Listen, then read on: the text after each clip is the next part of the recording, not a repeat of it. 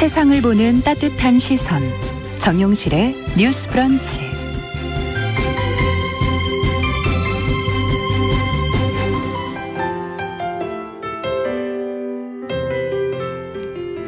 네, 정용실의 뉴스 브런치 듣고 계신 지금 시각 11시 31분입니다. 자, 저희 금요일에는 다양한 분야에서 활동하는 여성들 만나고 있습니다. 최근에 몇 년 사이에 이 과거의 멋을 좀 새롭게 즐기는 레트로 이런 표현, 뭐 뉴트로 이런 표현들 많이 쓰시죠. 오래된 것의 매력, 뭐 패션 분야에서도 그렇고 음악도 좀 그런 것 같고요. 건축물도 좀 그런 것 같아요. 뭐 오래된 집, 뭐 근대 건축물 앞에 서면은 그 매력과 공간의 역사성 여기에 좀 매료되는 그런 경험들을 하시게 되는데요. 아파트 1세기여서 그런가? 하여튼 요즘 주거 문화 속에서 옛날 집을 보는 것, 아마 시각적으로도 즐거운 일일 것 같습니다. 그래서 오늘 그런 얘기를 좀 같이 나눠볼까 합니다. 역사를 담고 사람을 담아온 집을 꾸준히 탐구해온 최혜선 작가 자리에 모셨습니다. 어서 오십시오. 네, 안녕하세요. 아니, 최근에 책을 내셨어요? 예, 이번에 조금 볼륨 있게 한 권 냈습니다. 모던 시대. 예, 그렇죠. 우리 모던의 집. 시대, 우리 집. 예. 뭐 책 이런 뭐 집에 관한 책을 그 전에도 좀 내셨었잖아요. 길모퉁이 오래된 집. 예. 길모퉁이 오래된 집. 그리고 좀 시간을 거슬러 가면은 이제 근대 건축을 쭉 돌아본 답사기도 있고. 예, 네. 청춘남녀 100년 전 맞아요, 세상을 맞아요. 담아다.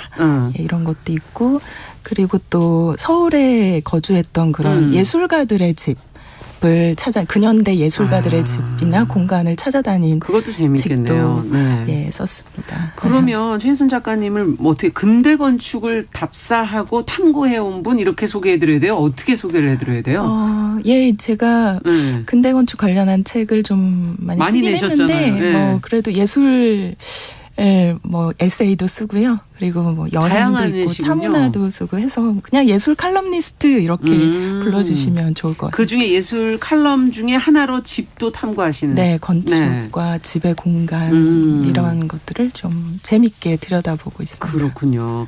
어떻게 집을 좋아하세요? 예, 집을 좋아하죠. 이게 그러니까 남의 집을 좋아하시는 거예요? 예, 보는 걸 굉장히 좋아하는데요. 네. 그러니까 어떻게 이렇게 집이나 건축하고 이렇게 인연을 맺게 됐나, 이쪽에 이렇게 관심이 깊어졌나 이렇게 생각을 해봤더니. 전공이 이쪽이세요? 전공은 매체예요. 신문방송이고요. 전혀 상관없는 분야네요. 예, 근데 제가 첫 직장이 무서운가 봐요. 첫 시작이. 제가 첫 직장이 바로 건축 전문 잡지의 기자로 활동한 것이었거든요. 그러셨군요. 예. 그래서 뭐 건축 잡지에서 뭐 건축 문화 혹은 새로운 건축 경향, 뭐 건축가들의 여러 가지 뭐 생각들 이런 것들을 좀 이렇게 취재하고 둘러보고 좀 느끼고 이런 직업을 좀 가졌었는데, 예, 그게 이제 계속 이 집이나 공간, 뭐 장소라는 곳이 사실 우리의 삶이라던가 이런 거 너무 밀접한 우리 생각과 삶이 바로 들어있는 거니까 계속 그 건축의 카테고리에서 제가 벗어나질 못하고 있는 거예요. 근데 이제 뭐 여러 건축 현장도 좀 둘러보고 또 좀 유학 생활도 하면서 다른 나라의 건축물도 보고 이렇게 저렇게 또 살면서 여러 도시들도 가보고 하면서 오히려 제가 관심을 갖고 있는 건물은 지금 막 새롭게 세워지는 이런 건물보다는 우리 곁에 있는데 뭔가 시간을 머금고 있는 오래된 건물 혹은 막 사라져 가려는 지금 이제 뭐 재개발이라든가 그렇죠. 아니면 너무 낡아서 없어진다던가. 근데 꽤 오랫동안 같이 있어 왔단 말이죠. 혹은 이런 건물 혹은 뭐 폐허가 된 곳이라던가. 이런 지역에 왠지 이런 집들에 좀 많이 관심이 가더라고요. 그래서 좀 많이 좀 살펴보고 했는데 이제 어떻게 보면 이제 그런 건물들의 이제 그러니까 우리가 이제 집에 대한, 그러니까 사실 우리가 경험해온 집들도 어떻게 보면 그렇게 과거 옛날 집에 속했고 지금 없어지는. 그렇죠. 지금은 없어져가고 있죠. 없어진 장소들이 너무 많잖아요. 맞아요. 기억을 되돌이켜봤을 때. 예, 그런 것도 생각이 나면서 이런 집들 혹은 이런 건물들을 한번 좀 다각도로 살펴보고 싶다 이런 생각을 했던 것 같습니다. 시간과 함께 언젠가는 완전히 정말 사라져버릴 수도 있기 때문에. 사라져버릴 수도 있지만 또 복귀해낼 그쵸, 수도 있는 새로운 어떤 생각들이 들어가고 고치고 해서 또 아름답게 또 잘 가꾸어진 마을들도 있거든요. 그렇군요. 그것의 차이는 또 무엇일까? 이런 생각들을 좀 하게 됐습니다. 네. 예. 유럽에서 공부를 하셔서 그런 건물들을 또 많이 그렇죠. 예, 보셔서. 제가 프랑스에서 네. 미술사 공부를 하면서 이제 거기서 생활을 했는데 사실 프랑스 하면 굉장히 오래된 건물들이 오래된 많죠. 건물이 예, 많죠. 오래된 건물에 대한 자부심도 굉장히 강하고 이런 곳인데 사실 제가 살았던 집은 네. 한 19세기 말 20세기 초에 지어진 건물이었어요. 그러니까 대략 한 몇 년 된 거예요? 110년, 120년 요 정도 된 건물이니까 저희 사실 뭐 몇 번 재건축해. 그렇죠, 그렇죠. 근데 그 동네에서는 오래됐다고 쳐주지도 않습니다. 100년 정도 된 거의 거는 새 집이에요? 새 집이에요. 그래서 이게 뭘까? 사실 우리는 말씀하신 대로 여러 번 재건축을 하고도 남았을 그러니까요. 이런 건데 그렇다면 우리에게 100년 전에는 어떤 건물이 있었고 사실 지금 남아 있나? 어떤 것이 있었을까? 이런 거에 대한 좀 궁극적인 궁금증도 많이 생겼었어요. 그래서 100년 전이면 정말 뭐가 있었나요? 근데 꽤 많이 많아요? 있었습니다. 그래 들어와서 이제 좀 리스트업을 해가지고 한번 쭉 찾아보니까? 답사를 좀 다녀봤는데 뭐 관공서도 많이 남아 있고 뭐 종교 건축물, 성당이나 교회 성당, 같은 교회. 거는 뭐 지금이나 스타일이 많이 다르지 않죠. 굉장히 많이 남아 있고 의외로 집도 많이 남아 있습니다. 집도 있고, 그러니까는 뭐 서민들의 집이 쭉 있는 어떤 동네라고 동네도 할까요? 있고. 그런 것들도 꽤 많이 남아 있고요. 물론 이제 다양하게 좀 낡아 있는 형태들이긴 하지만 그렇죠. 이런 집도 굉장히 많았고 그래서. 좀 뭐랄까 굉장히 좀 아름다움이 느껴졌어요. 아름다움과 이 시대의 네. 사람들은 또 어떤 생각을 하면서 살았을까 하는 궁금증. 그리고 질문이 굉장히 많이 왔던 것 같아요. 그러니까 지금 왜 이렇게 남아있는가부터 해서 그렇죠. 이 사람들은 어떤 생각으로 이 집에 살았을까. 근데 사실 제가 그 아까 100년 전 네. 넘었던 집에서 살았다고 말씀을 드렸지만 크게 불편함이 없었어요. 살아가는데. 그렇다면은 지금의 건축 문화 이렇게 새 것과 뭐 계속 바뀌어야만 직성이 풀리는 그렇죠. 이런 건축 문화도 뭔가 좀 다시 봐야 되지 않나 이런 생각들. 그래서 질문들을 많이 했던 것 같고 그런 그러네요. 질문들을 바탕으로 해서 좀 책을 쓰게 됐던 것 같습니다. 그렇군요. 사실은 오래된 앞서 이제 우리에게도 건물이 남아있다고 얘기해 주셨는데 100년씩 된 그런 네. 오래된 건물들 안에는 사람들이 분명히 살았다가 또 돌아가신 경우도 있고 네. 그렇게 축적된 이야기들이 그 안에 있지 그렇죠. 않을까. 예, 계속 또 대를 거듭하면서 예. 사람들이 또 계속 살아오기도 하고 그러다 보면 생활 방식이 그래도 시대에 따라서 조금씩 예. 바뀔 텐데 바뀔 때마다 집은 또 조금씩 변화하거든요. 그래서 이제 근대 건축이 사실 굉장히 좀 흥미로운 부분이 그런 어떤 삶의 변화를 보여주는 부분인 것 같습니다. 그게 일테면은 근대식이라는 시기 자체가 우리 예. 전통 문화의 어떤 또 그 해외의 서양의 어떤 문화들, 그렇죠. 저 바깥의 문화들이 들어오면서 그런 것들이 뒤섞이면서 뭔가가 이렇게 막 꼽히던 그래서 새로운 생각들과 어떤 관습들, 뭐 어떤 문화들 이런 것들이 막 꼽히던 시절인데 이게 사실 건물에서는 굉장히 시각적으로 딱 두드러지게 나타나거든요. 어떻게 보입니까? 이 근대 건물. 대표적인 거 하나 얘기해 주신다면. 예를 들어서 이제 딱 개화기는 아니고 조금 이후의 시기긴 합니다만 우리 옛날에 집들 이렇게 가보시면은 한옥 같은데 네. 안에 들어가 보면 약간 일본식 주택 같기도 하고 근데 어떤 공간은 서양식으로 응접실이 있기도 하고 막 이런 공간이 있습니다. 그러니까 예를 들어서 저기 명륜동에 있는 그 장면 선생 살던 가옥이 지금 문화유산으로 해서 남아 있나요? 예, 남아도 있고 들어가서 보실 수도 있는데 그 공간도 보면은 겉으로는 이제 한옥 같은데. 한옥으로 계량식 한옥으로 잘 지었는데 앞에는 서양식 건물이 하나 붙어 있고 또 그 안에는 일본식 을 느끼게 하는 어떤 구조도 있고 한옥의 안방이 또 온돌방이 있고 서양식 응접실과 뭐 이런 것들도 있고요. 뭐 이런 게 섞여 있네요. 정말 문화들이. 예. 그런데 제가 되게 독특했던 것은 이게 지금 우리가 어떤 스타일을 집에다 녹인다고 하면 이게 어느 정도 서로 부드럽게 융화하면서 전체적으로 일관성 있게 갈 텐데 그 당시에는 서양 공간은 서양식으로 약간 일본식 느낌 나는 공간은 일본식으로 다다미를 깐다던가 약간 그 일본식의 장식물들을 두는 그런 뭐 도코노마 이런 것을 한다던가 이래서 완전히 일본식. 그리고 또 안방은 또 온돌. 완전히 또 한국식. 이게 뭐 집 안에 약간 국경을 그어놓은 것처럼 이게 같이 있어요. 근데 지금 우리가 보면 되게 이상하다. 어떻게 저런 데서 좀 편히 있을 수 있었을까 싶지만 당시 사람들은 그런 풍경이 전혀 어색하지가 않았던 것 같아요. 그래서 그런 감성? 그런 인식은 또 굉장히 흥미롭죠. 예, 그러네요. 지금과는 좀 너무 달라서. 예. 그래서 그게 어색하지 않았던 시기. 그래서 다양한 문화를 좀 이렇게 뒤섞여 있는 현장들을 수도 있고. 그렇죠. 네. 근데 그때가 아마 시대 자체가 이 한국인의 문화, 한국인들 그리고 또 일제강점기였으니까 일본인 문화 또 젖들어 있고 또 뭐 또 다른 어떤 민족들의 문화 이런 게 아마 구분이 돼 있었던 것 같아요. 그래서 그런 어떤 사회적 현상이라고 할까 이런 것들이 집 안에도 그대로 반영돼 있다.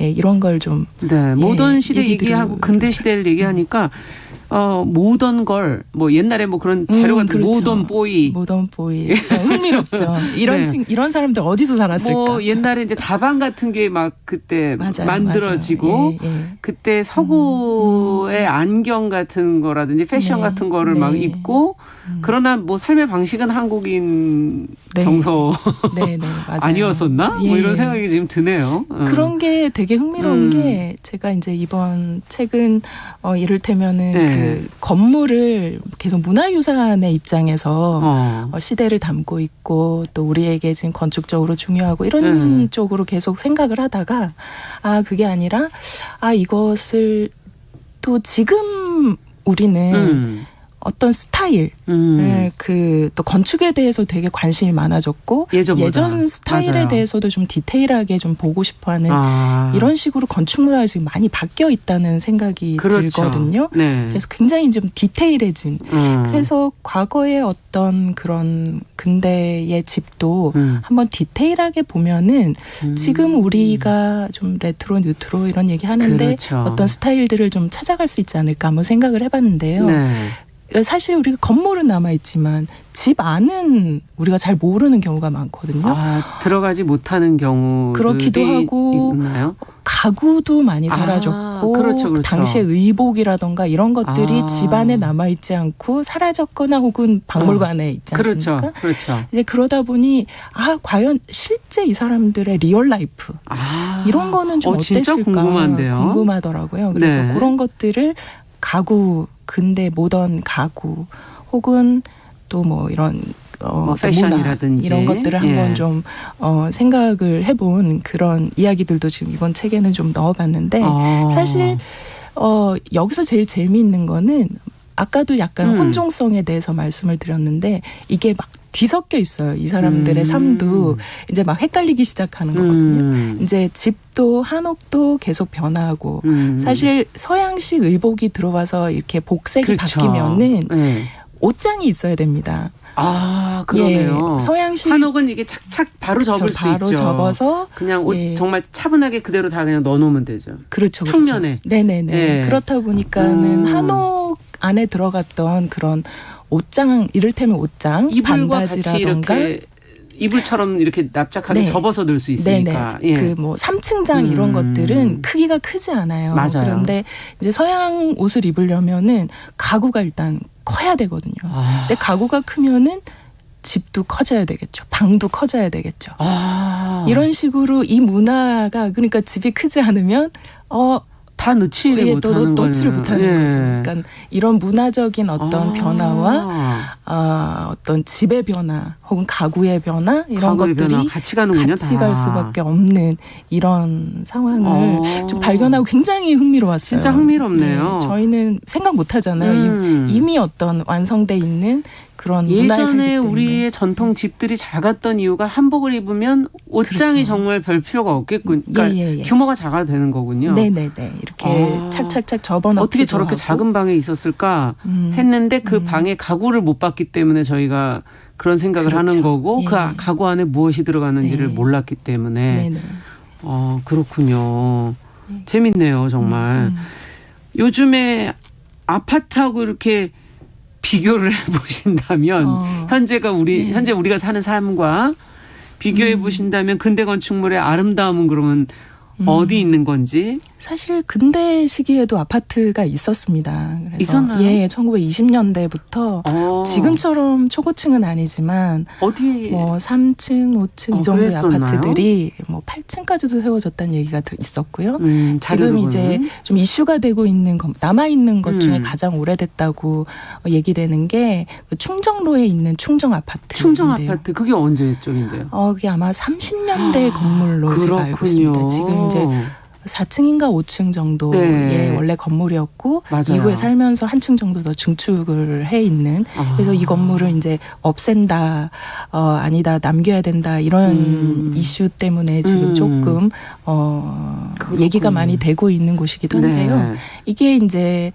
이런 식으로 집합주택이라는 거 아파트라는 게 또 생활하고 맞닿아 있는 곳이기 때문에 굉장히 필요한 부분이라고 생각이 들어요. 그래서 지금 우리의 삶에도 굉장히 밀접하게 들어와 있고 그쵸. 그리고 또 흥미로운 게 이 근대식이라는 게 과거와 지금의 약간 절충 시기여서 그 가구들도 어쨌든 과거의 어떤 한옥의 미감 이거를 또 지금에 이어줄 수 있는 그 근대 가구라는 게 그런 요소가 됩니다. 그래서 지금의 아파트에 근대 시기에 나온 가구들 예를 들면 조금 개조된 반다지라던가 이런 거를 갖다 놓아도 어색하지 않아요.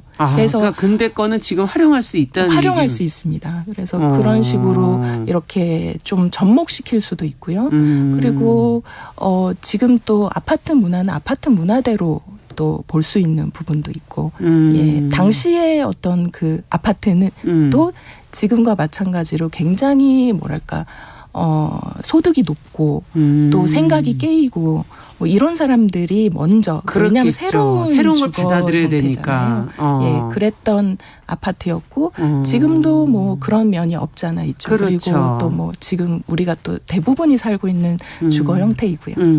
그렇군요.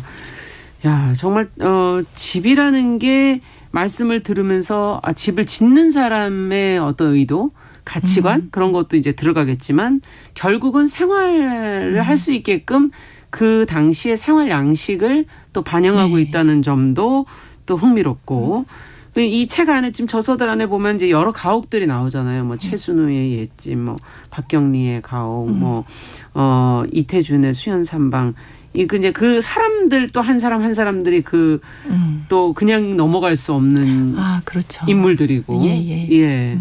이 같이 보시면서 어떤 이 사람 이야기도 같이 있어서 네, 이런 장소들을 문화유산의 입장에서도 또 의미를 담고 또 이 인물들이 가지고 있는 이야기들도 굉장히 중요하고 또 이분들의 스타일 를 또 볼 수 있으니까 또 이런 다른가요, 집들이 다? 또 매력이 있고 그런데요.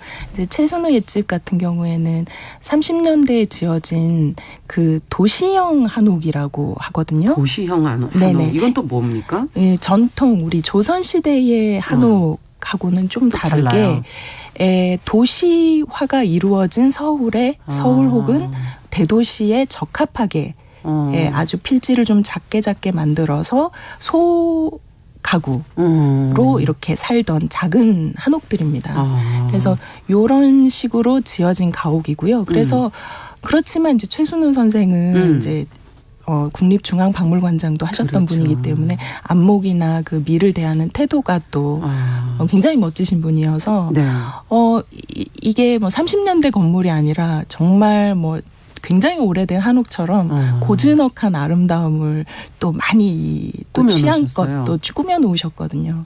그리고 이태준 가옥은 비슷한 시기에 지어졌지만 우리나라의 그 전통 시대의 별서 가옥이라고 선비들이 이 살림집이 아니라 뭔가 약간 산이나 조금 떨어진 곳에 조금 유유자적한 생활을 위해서 별서라는 공간을 가지고 있었군요. 또 가지고 있는 경우가 많았는데요. 네. 이 별서는 또 정원이 굉장히 중요합니다. 정원을 잘 꾸며놔야 돼요.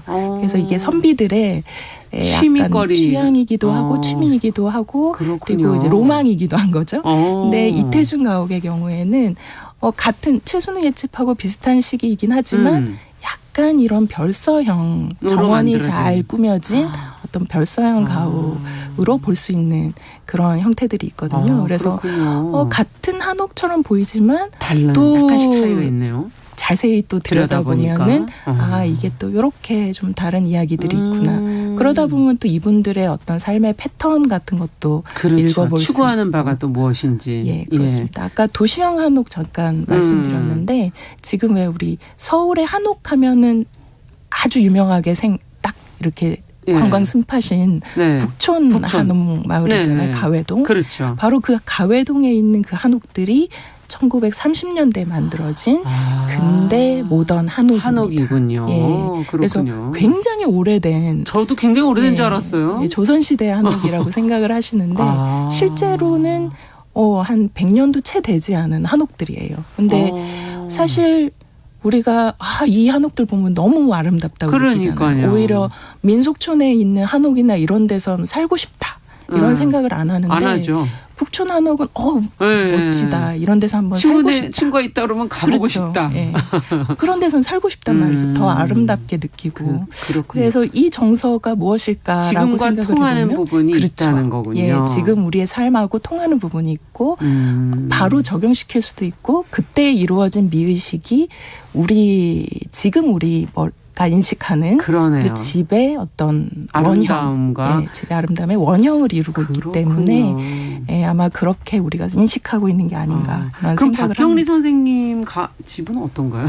박경리 선생님 댁은 굉장히 여러 곳에 다니신 데마다 지금 다 문화유산이 돼 있거든요. 근데 지금 이제 박경리 선생님 댁은 제가 이전 책에 소개한 적이 있는데 원주에 있는 집입니다. 80년대에 지어진 집인데 가서 보시면 2층 집.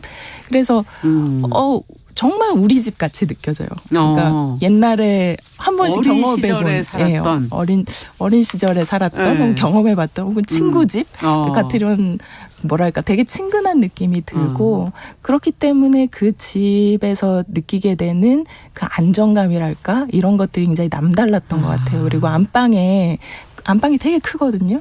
거기에 이렇게 지필하시던 넓은 안중뱅이 탁자가 있습니다. 어쨌든 티나무였던 걸로 기억을 하는데요. 그래서 그게 딱 하나 놓여 있어서 이 대작가의 어떤 지필 공간 같은 그런 느낌? 그런 느낌. 한번 살짝 느껴볼 수 있는. 그런 것도 이렇게 살짝 느껴볼 수 있는 그런 공간이어서 원주 한번 가시게 되면 꼭 들러보시면 좋을 것 같습니다. 아니 이렇게 지나가다가 이 집만큼은 여러 집을 가보셨지만 내 발길을 붙드는 집도 있었을까요?